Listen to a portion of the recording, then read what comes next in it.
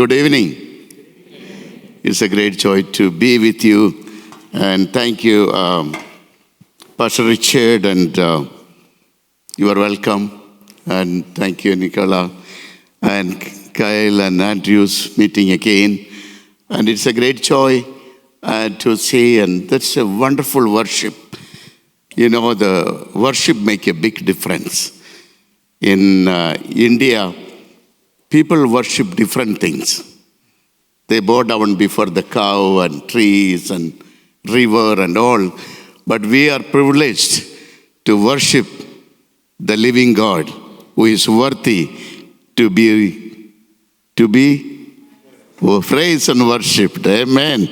Amen. So I'm Abraham, and can you imagine my wife's name? Sarah, yes. So nobody will forget about that, Do you know what is the population in India? The population of India, 1.4 billion. So there is no place to grow. That's why I am a short man. Okay. And so it's a great nation. And looking these days, the nation is changing. Lot of young people are thinking differently. I think this is the time need to pray for India. And the Lord is doing a great breakthrough. Persecution is always a sign for revival. And you hear a lot of stories about the persecution in India. That means the Lord is at work. One of our pastors was in jail for 52 days just to have a worship like this. And after 52 days, he got the bail. You know what happened in the jail? That is amazing thing, how the Lord show his favor. The first 2 nights, it was so hard, about 100 people in one hall sleeping on the floor, and a lot of mosquitoes and very hard. And then the second, after 2 nights, another guy came to the jail, that is the notorious, the biggest criminal of that area. So they know each other, they met a couple of times. They said, oh, you are here? So they talked to each other, and the criminal said to the other people, this guy is a nice guy, don't touch him, So because of him, others were protecting him, and he was having a good time. Then the 4th day, judge came. Judge visited the jail once in 2 months, 3 months. So it happened that he came that day and was visiting many people. He sees he was from South India. So got a little different. So talked. So he answered things in English. They began to talk in English. And then the judge said, he's a nice man, take care of him, to the superintendent of the jail. The jail superintendent, after that, changed him to another room where only 25 people. There was much more room. And mainly those were educated people. Then he find out 3 other people Christians are in the jail. So they find out, they came together, they begin to pray together. Because of their prayer, the other people wanted to know what is happening. And the people, those who were applying for bail, they was not getting, and many were crying and many other things. The pastor just touched their shoulder and pray, and they got the bail, and God began to answer the prayer in a supernatural way inside the jail. And when the day when he was got his bail, people were crying and saying, don't go, don't go. They wanted him to be there, So, being a Christian, whether you are in an open place or in jail, our God is with us. That's what we read this Great Commission. Lo, I am with you always. So whatever the circumstances may be, He is with us. And thank you so much for giving this great opportunity. As I said, my wife's name is Sarah. I'm blessed with 2 children, Princey and Prince. And some of the people know her because she worked with Soma in Northern Ireland for 15 days. And that was a great time for her. And she's wonderful, and she got blessed with a baby of 7 years, so I am a grandfather. And my son Prince got married, no children yet, and praying for that. Then I adopted another 4 children.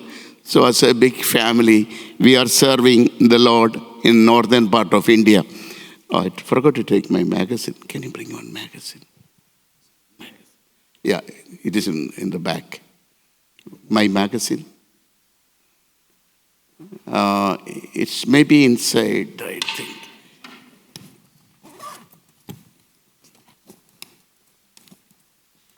Yeah.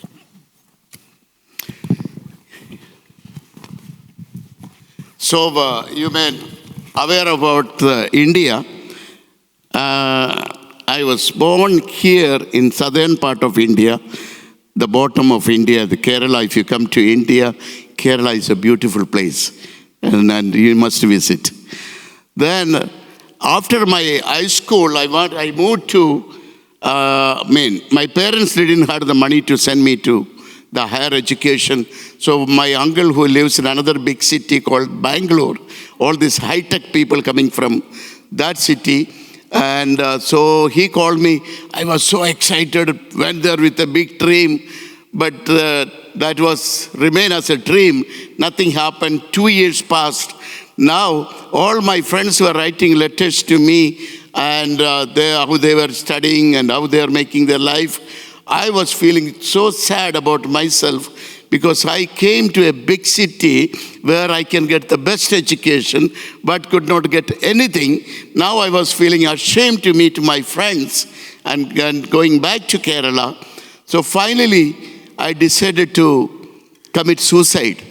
All day I was sitting and planning to jump in front of the running train and kill myself at 5 p.m., going through all emotions. You know what may be the situation.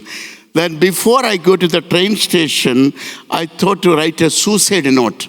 And I was looking for a sheet of paper. My grandfather, who was a Catholic, came to the Lord, was reading the Bible, putting here and there. So under his Bible, there was some paper. So I wanted to take a sheet of paper, lift the Bible in my hand. I heard a voice, "My son, open and read it." So it was from above, and the state of Bangalore, Karnataka, they speak a different language. My mother tongue is different. But I heard the voice in my own mother tongue very clearly. But I had no idea what is going on. So I just looked around, opened the door, make sure nobody watching me. Nobody was there. Then I thought something psychologically affected my mind. I had to write and go, otherwise I'll miss the train. Second time again, I was trying to take the paper, lift the Bible. I heard the same voice, "My son, open and read it." The second time I realized this is something from the Lord. As a big Bible, no idea, because I was brought up as a Catholic, not familiar with the Bible. And so I just opened like this, and I got the verse from book of Ecclesiastes 7:16 to 18. You know, such a small book inside of the Bible. You know, so and it says to start with 2 questions. It says, "Why do you destroy yourself?" Then again it says, "Don't be a fool. Why die before your time?" Then verse 18 says, "It is good to grasp this and not to remove your hands. One who fears God will avoid all extremes." That verse really touched me. And I just knelt down. I prayed, "Lord, if you love me, take care of my life." And after that prayer, the room was filled with brightness. I don't know how long I was there. I forget about committing suicide. I was filled with great joy and peace. And that's when, in a supernatural way, the Lord saved my life. Today I am alive because of that question the Lord asked, "Why die before your time?" Then, so that's why I became a Christian, began to follow Christ. After that, I got a work in post office. But the Lord said, after 6 months, just I worked 6 months, then the Lord said, "I saved you not to work in the post office, but go to the place where the people never heard of my name. You can imagine, after much struggle, got a job, and the Lord is asking me to leave it and go. I was not ready to obey because I love the Lord, but at the same time, I love my job because I thought I wanted to help my siblings and parents. And that struggle went on for 3 years. After 3 years, again, the Lord's love pursued me. Finally, I quit my job and joined with Operation Mobilization. You know OIM? How many of you know OIM? Yes, it's here, no? From London. And George Verwer, I got the privilege to meet him personally. Before his death, I met him 2-3 times. Before his death, that was a very unique time. So we had a wonderful time. I was showing the magazine. So he went through, and he was so excited because he knows each and every part of India. He was praying for India, and especially about Bihar. Bihar state is known as the graveyard of missionaries. So when he heard that I'm 40 years there, he was so excited and prayed over me. And then after prayer he went. After that, again, he went to his home. And he came back. You know, always he used to wear a global jacket. And he brought one new jacket. This morning, I was using that jacket when I was preaching. And he put on me and said, Abraham, you need to do much more. May the Lord continue to bless you. He put his hand on me and prayed again. And was a great blessing. So that great inspiration and blessing and anointing is on me. I don't know what else the Lord is going to do through me, but I am available. And praise God for this, the great God who has a plan for each and every person. Today we are here because of that God's plan. I'm glad that people from different nations here, we all are gathered just for one purpose. What is that one purpose? Glorify God and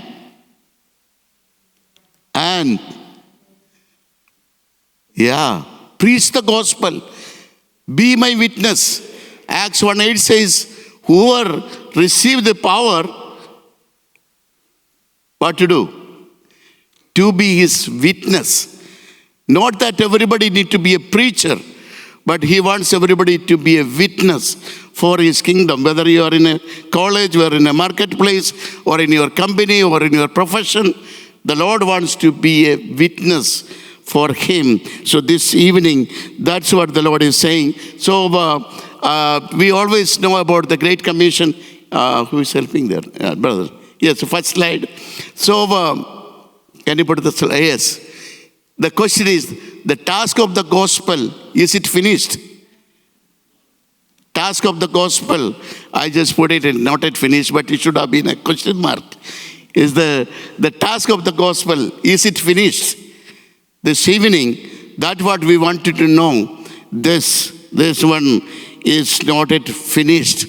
Still, there are thousands and thousands of people groups, millions of people are there, not yet received the name of Jesus. 1.4 billion people, and especially 60% of the North India, many parts of North India is not yet heard the name of Jesus.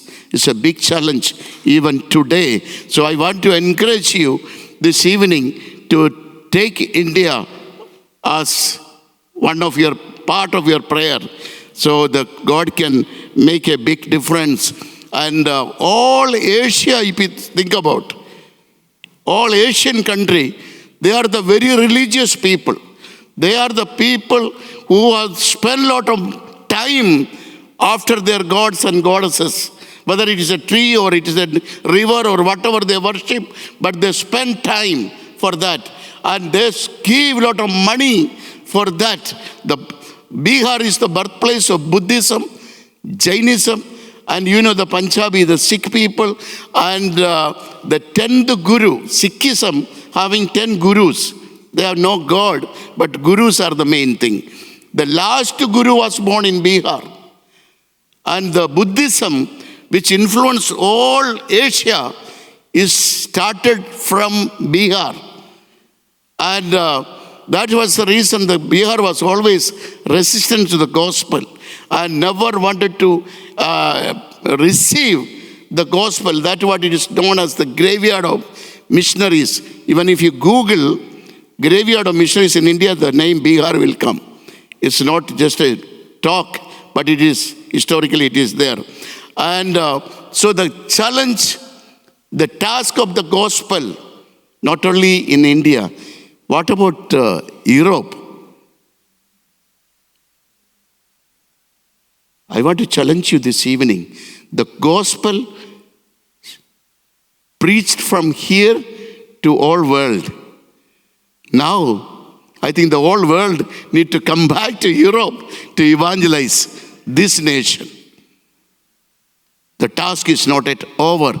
You and me are called to fill up that gap and take up that task and do whatever you can, even to pray for the people. If we can do something, if we can give one tract in a day, do it.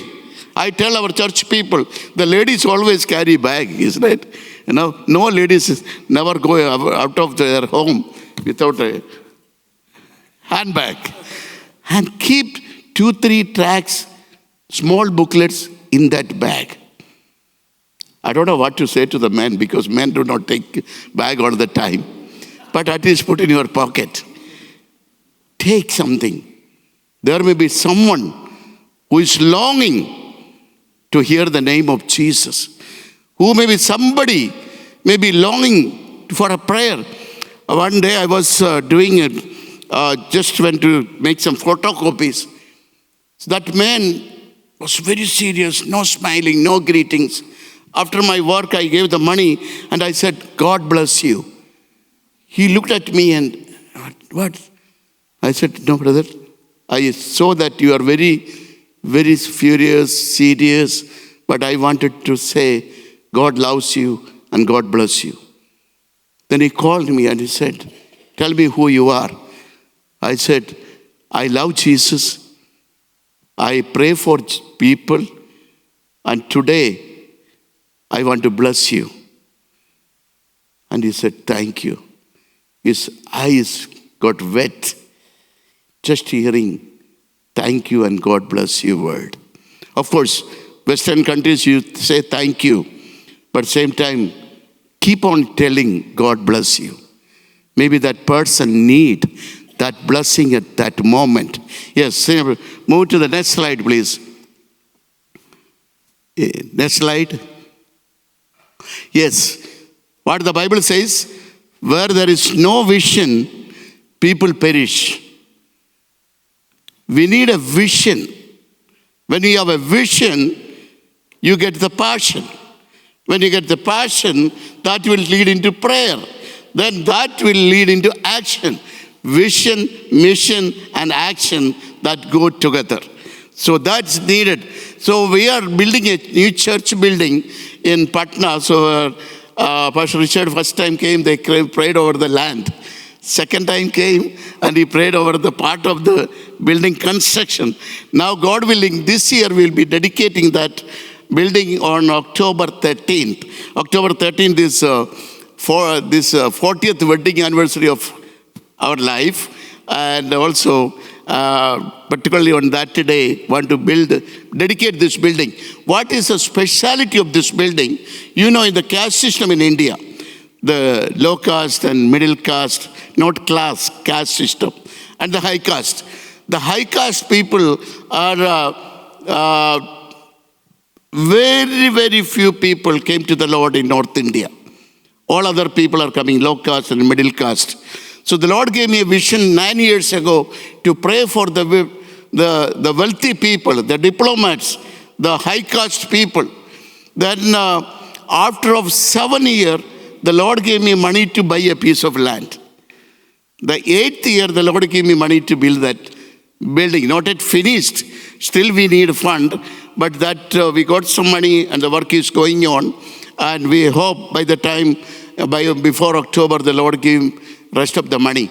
So the vision of this building is to reach out the wealthy people, because wealthy people always look for nice place, nice arrangement. So it is a nice car parking and air conditioned and good building which we are making and focusing to reach out, because I am in the capital city, or governor, chief minister, all diplomats just 10-15 minutes away from that church building.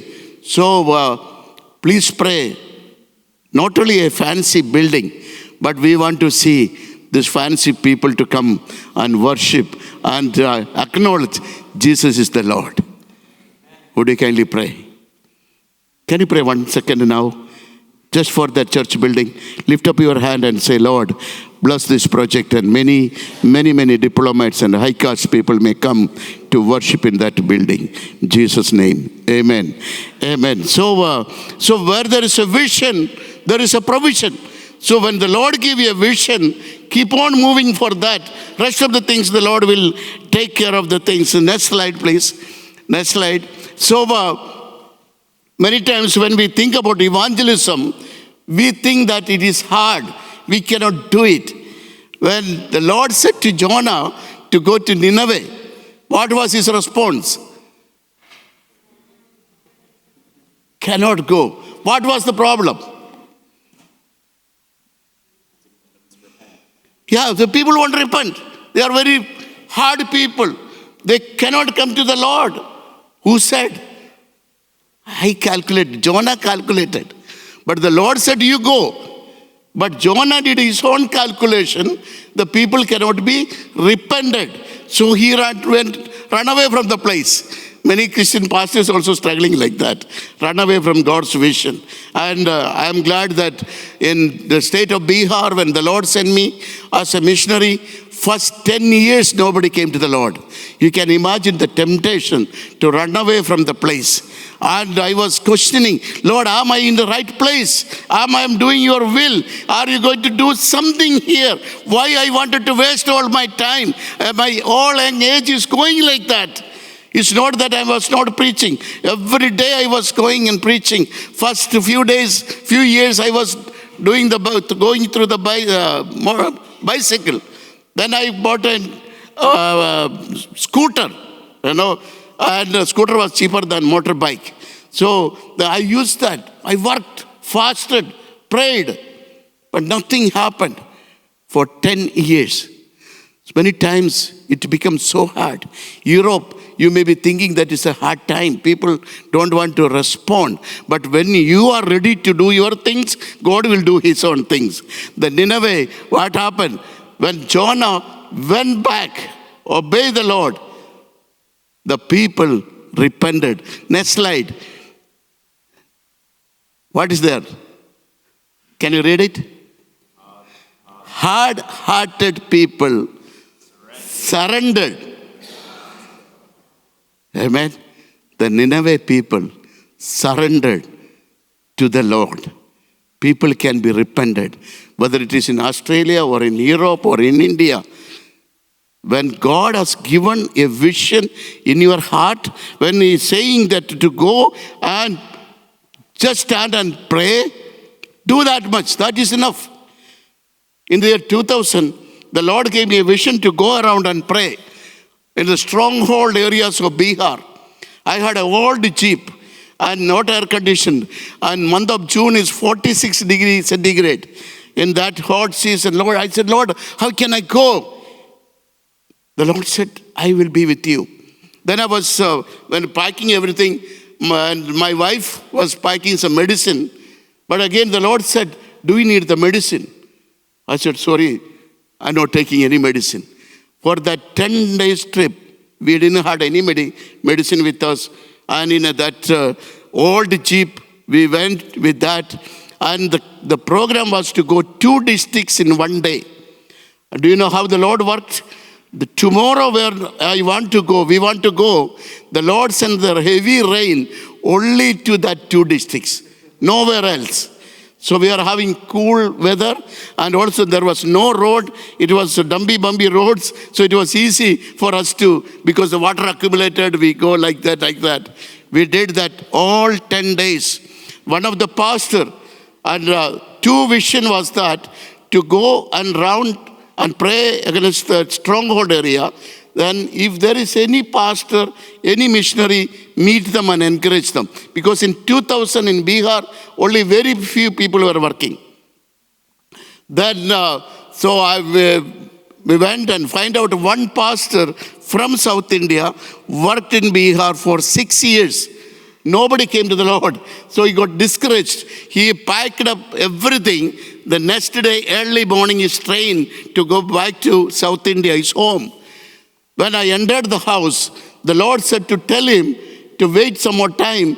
And then I said, Pastor, I waited 10 years to see 3 people coming to Christ. This is only 6 years. You can wait a little more time.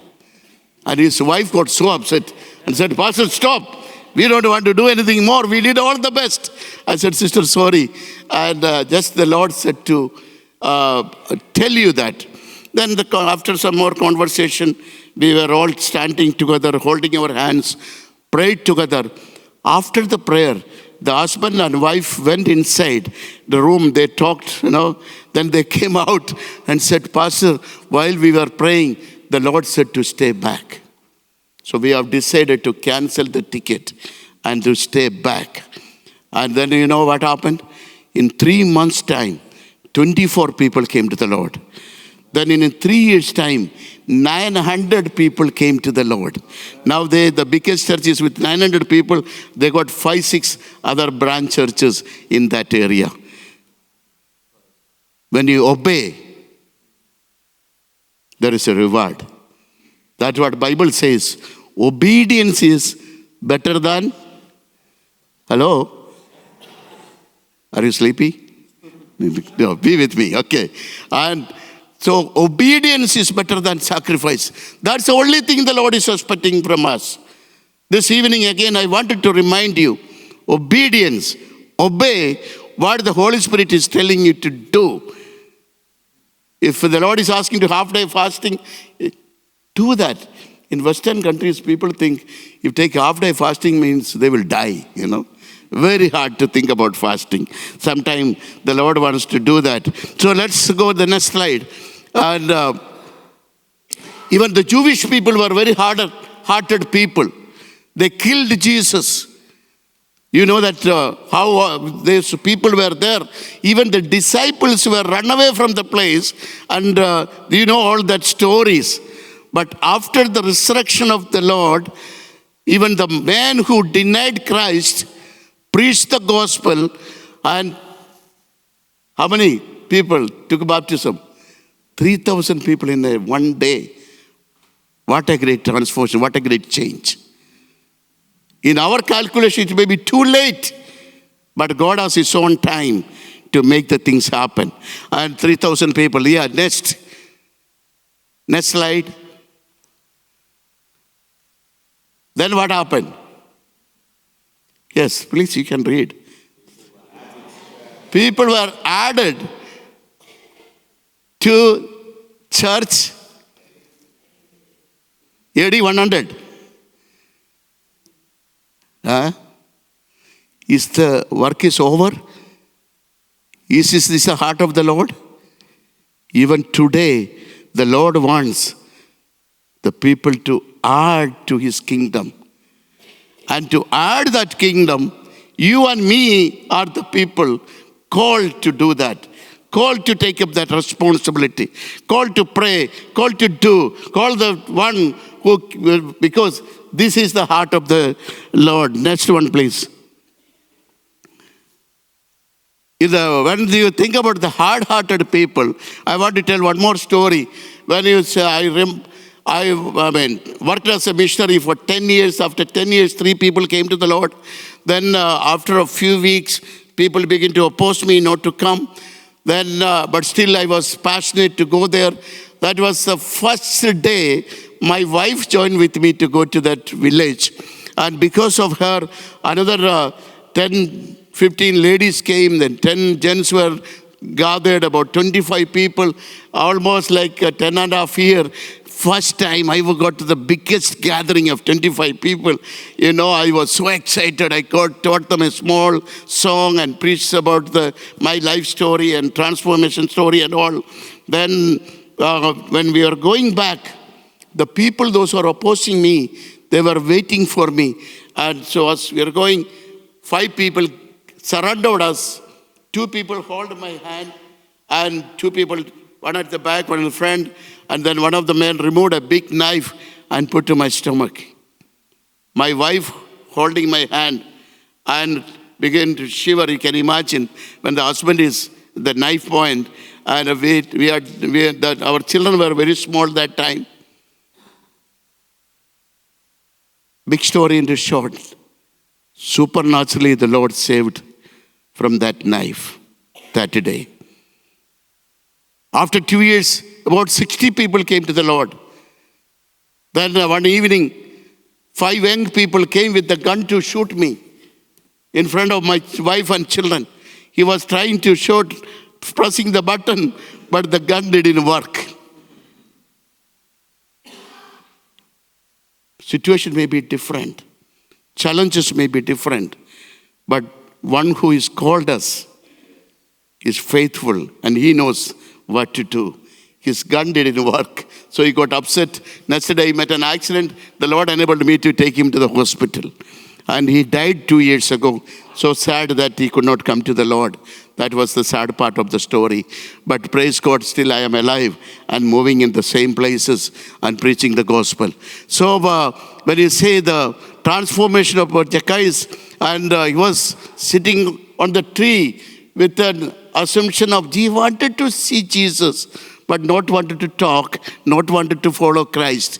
But Jesus came and there called him down. And then what happened? You know the story. Till that day, he was wanted money, wanted, give. Instead of $1, he used to take $5, taking more and more. But now when Jesus came to his heart, when Jesus came there, the transformation, he says that I will give, if I take anything wrong, 4 times more. Then I give my half of the property to whom? To the poor people. So far he was never having the concern about the poor people. He wanted money. The transformation. This is what the Lord is still expecting.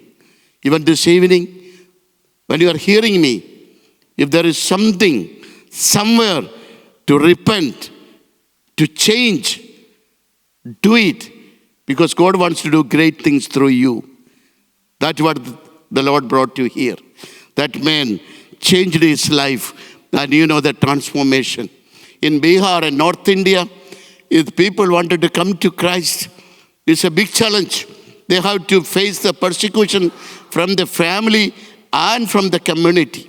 It's a big challenge, someone to follow Christ. But the Lord doing that great things are happening. These are 2 sisters from Australia. Somebody years back went to one church and challenging them to go to Bihar. And to go to Bihar, so they said it is the best way to go as a medical staff. These 2 sisters went to did the nursing, and there is a hospital bordered to Bihar and Nepal.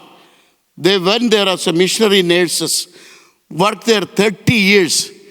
Within these 30 years, they could not see even a single person coming to Christ. You can imagine the place. They pour out their love. There was no roads, no transportation. They used the bullock cart and walked miles after miles, preached the gospel, but nobody listened to them. Then they got old, they went back. And the Lord enabled me to go to Australia, Melbourne in the year 2000. There was 4,000 people, big gathering. These 2 ladies came there and searching, is somebody from Bihar?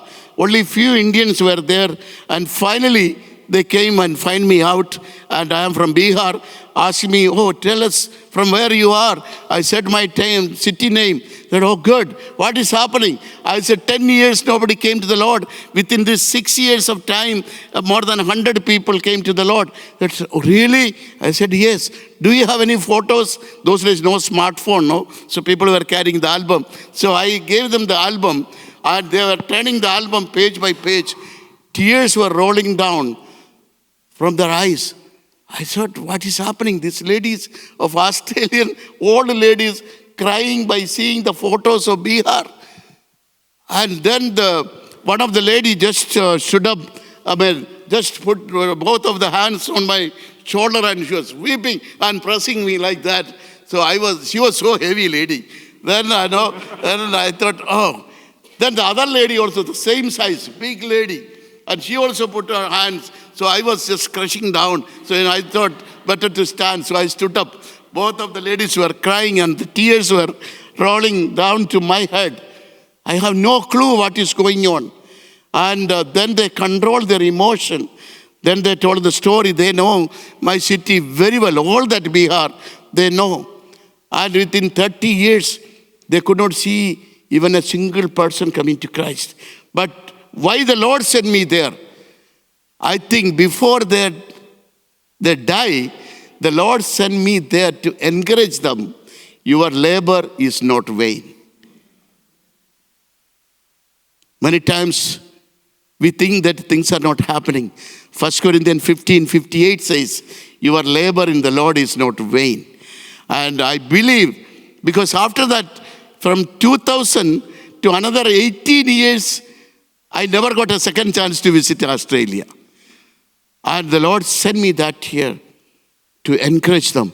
That was an humbling thing to me. I thought my 10 years is so big. When I heard the story of this 30 years, I thought, it's nothing, I am nothing. My time is nothing. Dear brothers and sisters, this is the way the Lord encourages each other. Build up each other. And today, the Lord is greatly moving in the state of Bihar. Recent our survey says there is about 10,000 churches. The 10,000 churches means 5 Baptist people and 15-20 people gathered together every Sunday. That's we call as a church. And in that way, more than 10,000 house churches are or other big churches. Some churches are 900, 800. The number also is there. So now the Lord is at work. This evening I want to encourage you. Europe, the younger generation are going away from the Lord. You know, many of the churches only old people are there. If only the old people there, then after 10 or 15 years after that, what will happen? Many of the churches in Europe are selling to the Muslims. They are making it as a mosque or a big, business center. Do you want to see that things happen? I want to encourage and challenge you this evening. If you are seeing that some churches are dying, only few older people there, go around and pray.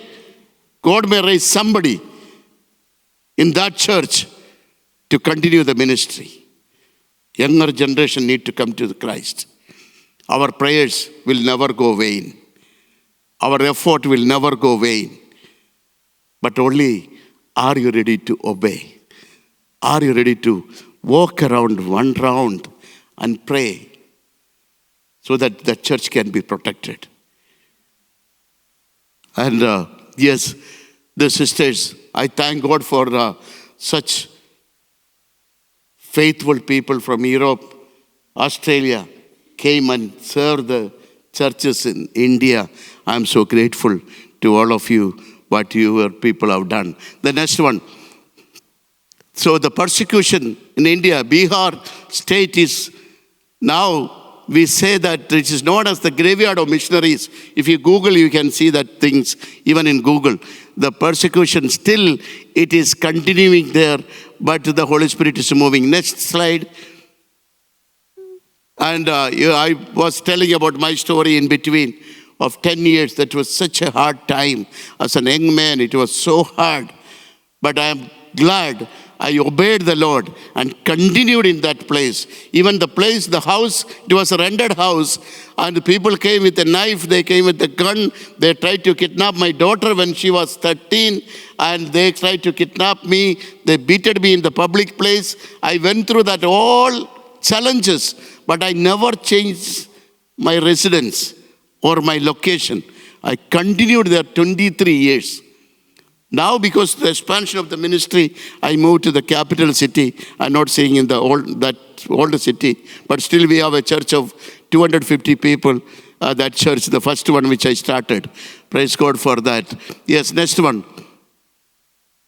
So now the graveyard is changing into the, keep on telling. Be with me, okay. Graveyard is changing into the vineyard of the Lord. This is the time to pray and invest more for Bihar and North India. Next. Also our present ministries. Yeah, go next slide. So we take a lot of efforts to train young people to take up the challenge. So pastor was there, and the Bible college and training. Next one. And we focus more on the youth and children because they are the future of the church. With our vision of training 6,000 youths in 3 years' time to be a faithful people to walk in the college or campus or marketplace, wherever. Next, the children. Last year, in spite of all this persecution, we could reach 10,000 children through VBS. That means 80% of them are other faith people, not Christian. This year, our goal is 11,000. The work just started. You can continue to pray for the VBS and the children ministry. Yes. And we reach out the ladies, because in India, North India especially, the ladies come first to the Lord, then the children, then the husband. So there are a lot of efforts is going on to reach out these communities. Next. And the school, we have a school, about 3,000 children study in our school. And this is a formal school. And apart from that, we have 53 non-formal school. That means the children never go to the school. We go and give them one-time snacks, bring them together, motivate them, and encourage them for education. Next one. And so the 3 areas of our focus is now equipping leaders, training the people, and to take care of the churches, and to plant churches in different states of North India, and educating the children. And a lot of, even the adults are not able to read the Bible. We spend a lot of time and energy for them. Especially we wanted to see the children and the youth to reach for Christ. Next one. So, how can you have a vision for your church? Because our situation is different and your situation is different. But ask the Lord for a new vision, 2030, new vision, what you can do in your church. Next. And these are the 7 pillars of the church: numerical growth, spiritual growth, relational growth, missional growth, means mission, give the mission to the heart of the people, structural growth, theological soundness, cultural relevance. As London, so many countries, people are here. Our church should be open for all the nations here. It should be an international church. Let every nation come in and give that freedom and accept them. The next one. And Joshua, when he was very old, that the Lord said, there is much more land to be conquered. This evening, is it a challenge? Is in Australia, is it there much more land to be conquered? In USA, is there much more land to be conquered? London, Europe, is there much more land to be conquered? Or you have done your work, reached out? Still there is much more land. We need to have a passion and vision. Where there is no vision, people perish. If somebody is dying without Christ, because you have no vision and concern for that people, have a concern for this one. Next one. So as India, you can pray to the 1.4 billion people. The task of the gospel is yet to be done. And there is much more land to be conquered. Next one. Is the task over? Is the work of the Holy Spirit finished? Do you think that the task is not over? The work of the Holy Spirit is not finished. Can we submit ourselves and say, Lord, I am here. Use me to do something for your kingdom. Can we stand up and have one word of prayer